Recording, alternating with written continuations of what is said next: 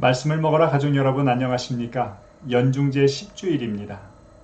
사도 바오로는 제2독서를 통하여 우리에게 우리의 외적인 모습은 쇠퇴해 가지만 내적인 우리의 모습은 나날이 새로워진다라고 하는 것을 강조합니다. 오늘 주님께서는 말씀을 통하여 우리를 새롭게 만드신다는 것을 기억했으면 좋겠습니다. 오늘 그 여정 함께 시작하도록 하겠습니다. 성부와 성자와 성령의 이름으로 아멘.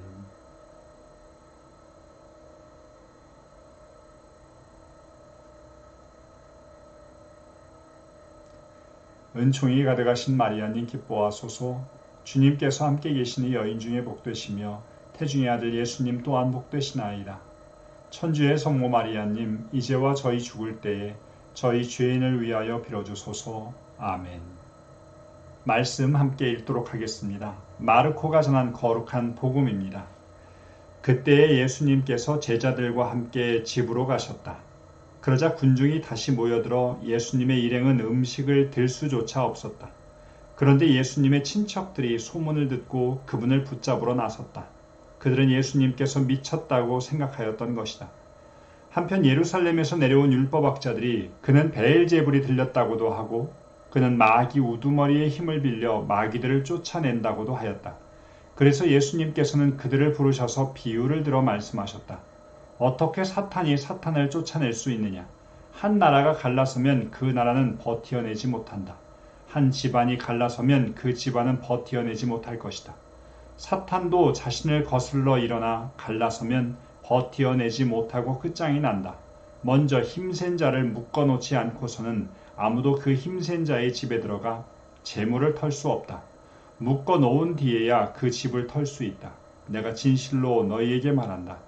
사람들이 짓는 모든 죄와 그들이 신성을 모독하는 어떠한 말도 용서받을 것이다. 그런데 성령을 모독하는 자는 영원히 용서를 받지 못하고 영원한 죄에 매이게 된다. 이 말씀을 하신 것은 사람들이 그는 더러운 영이 들렸다고 말하였기 때문이다. 그때에 예수님의 어머니와 형제들이 왔다. 그들은 밖에 서서 사람을 보내어 예수님을 불렀다. 그분 둘레에는 군중이 앉아 있었는데 사람들이 예수님께 보십시오. 스승님의 어머님과 형제들과 누이들이 밖에서 스승님을 찾고 계십니다 하고 말하였다. 그러자 예수님께서 그들에게 누가 내 어머니이고 내 형제들이냐 하고 반문하셨다. 그리고 당신 주위에 앉은 사람들을 둘러보시며 이르셨다. 이들이 내 어머니이고 내 형제들이다. 하느님의 뜻을 실행하는 사람이 바로 내 형제요, 누이요, 어머니다. 성부와 성자와 성령의 이름으로 아멘. 오늘 복음은 마르코 복음의 3장에 해당되는 내용입니다. 마르코 복음의 앞부분에서는 예수님께서 기적을 행하시는 모습이 소개되고 있고요. 바로 앞부분에서는 제자들을 부르시는 모습이 소개되었습니다. 오늘 복음의 내용을 장면으로 나누어 보면 세 가지 장면이 눈에 띄게 되는데요. 첫 번째는 예수님께서 집에 들어오셨는데 군중들이 수도 없이 몰려들어서 음식을 들 수조차 없었던 광경이 소개되고 있습니다. 또 장면이 조금 바뀌긴 하지만 예수님의 친척들이 예수님이 미쳤다는 소리를 듣고 그를 붙잡으러 나서는 모습이 소개되고 있죠. 두 번째 장면에서는 예루살렘에서 온 율법학자들이 존재합니다. 그들과 예수님 사이에 충돌이 소개되고 있지요. 핵심적인 내용은 예수님이 마귀 들렸다, 마귀의 힘을 빌려서 한 일이다 라고 했던 문제제기였고 예수님이 이에 대한 답변을 들려주시는 부분입니다. 세 번째 부분에서는 예수님을 붙잡으러 나섰던 친척들이 이제 문 밖에까지 오게 되고 그들을 향해서 예수님께서 들려주시는 말씀이 소개되고 있습니다. 말씀은 글로 읽는 것이 아니라 입체적으로 보는 것이다. 드라마처럼 보는 것이다. 자, 오늘 그 드라마 속으로 들어가도록 하죠. 첫 번째 장면부터 보도록 하겠습니다. 군중이 모여들어서 음식을 들 수조차 없는 상황입니다. 얼마나 사람들이 모였으면 음식을 들 수조차 없었을까요?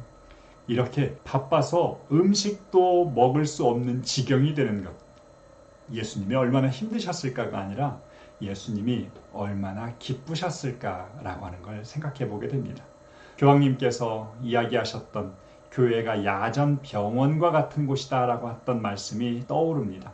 조금은 더 분주하게 사람들을 만나기 위해서 때론 내 잠자는 것, 밥 먹는 것, 이것들도 방해를 받을 수 있는 것, 그것이 얼마나 우리에게 행복한 삶일까.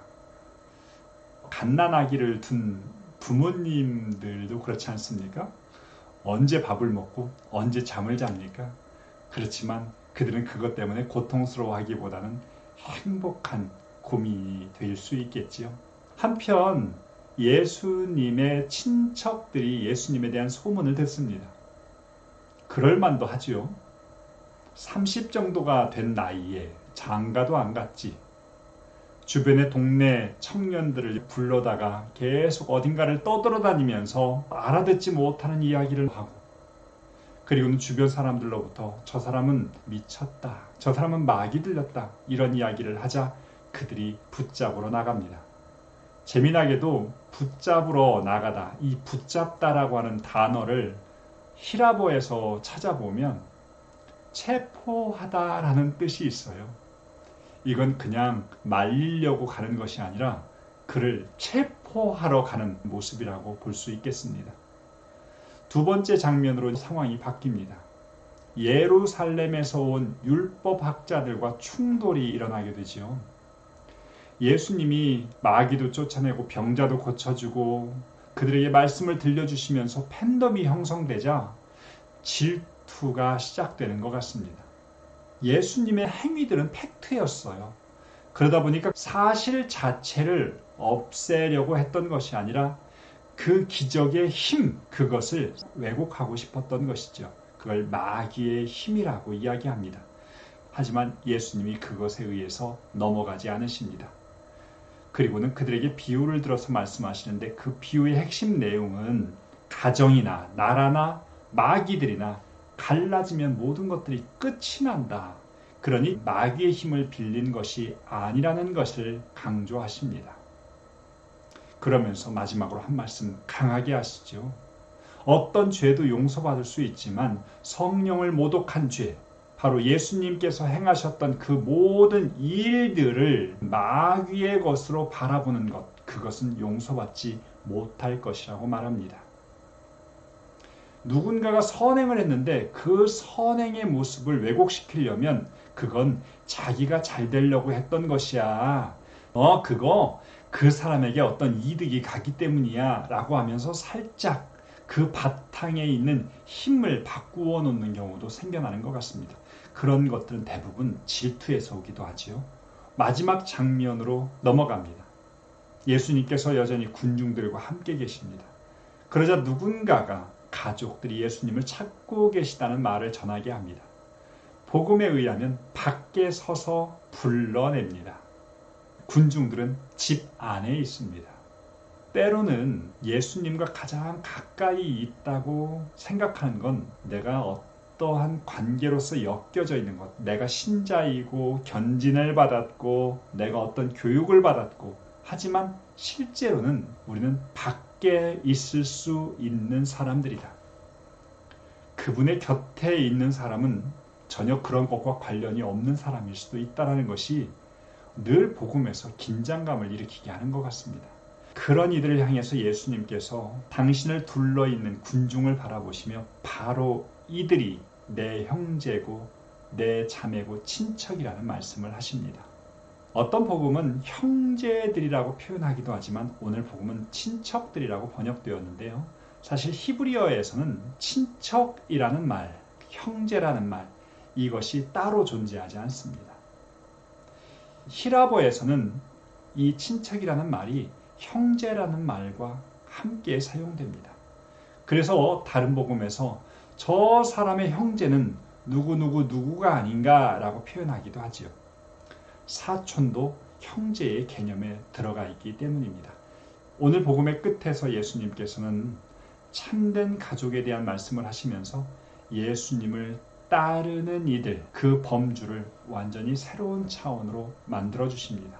하느님의 뜻을 실천하는 사람들, 바로 그것이 가족이고 형제고 자매라는 것이죠. 오늘 복음은 이렇게 구성되어 있습니다.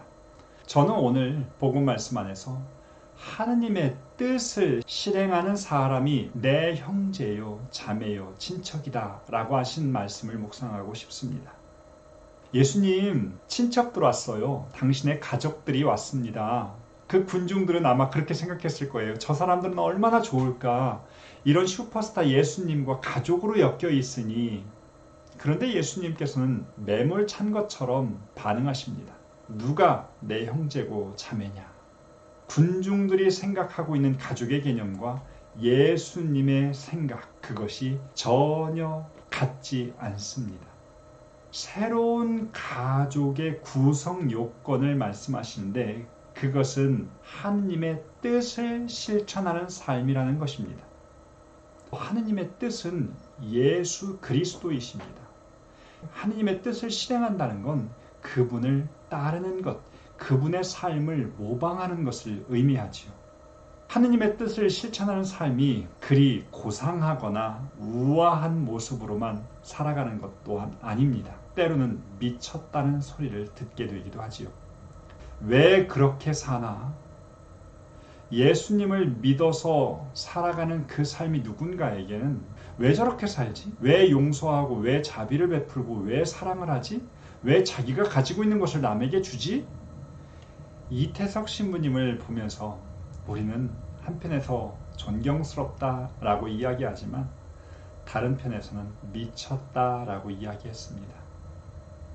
얼마 전에 돌아가신 대전교구의 김성현 신부님을 바라보면서 20여 년을 선교사로서 살다가 타국 땅에서 돌아가셨습니다. 미쳤다. 이 말이 계속해서 나오는 것 같습니다. 그리스도 때문에 때로는 다른 사람들이 생각하는 왜 저렇게 살지? 왜 저들은 혼자 살아?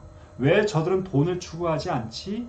그리스도를 따르는 삶에 더 깊이 들어가는 것. 그러다가 때로는 미쳤다는 소리를 들을 때도 있는 것 같습니다. 사목도 예수님 사랑도 어쩌면 우리는 적당히 중간만큼만 하는 것에 너무 익숙해진 것 같아요. 우리가 가지고 있는 한계점, 이걸 조금씩 넘어설 수 있는 것이 필요하겠지요. 우리 모두는 그 한계점을 넘어선 경험들이 있습니다. 무엇인가를 사랑하다가 정도를 넘어본 경험이 우리에겐 다 있습니다. 연애하셨던 분들 정도껏 사랑하다가 결혼하셨습니까? 자녀들을 사랑하는 것도 마찬가지이지요. 오늘 예수님께서 새로운 가족을 초대하십니다. 하느님의 뜻을 실행하는 사람, 그래서 조금은 미친 사람.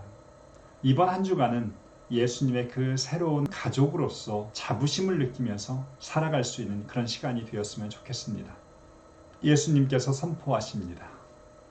네가 바로 내 형제이고 자매라고. 성부와 성자와 성령의 이름으로 아멘. 영광이 성부와 성자와 성령께 처음과 같이 이제와 항상 영원히 아멘. 성부와 성자와 성령의 이름으로 아멘. 감사합니다.